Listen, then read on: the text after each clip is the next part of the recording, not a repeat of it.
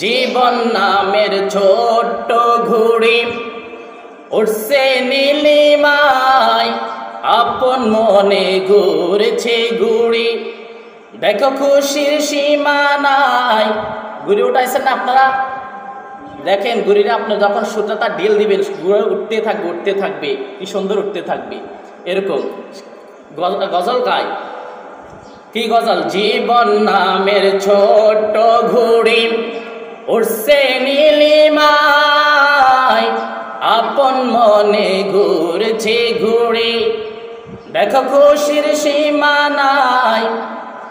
ঘুড়ির মালিক নাটাল ধরে ছাড়ছে সুতা ধীরে ধীরে, হঠাৎ যেদিন পড়বে রে টান সেদিন উপায় নাই।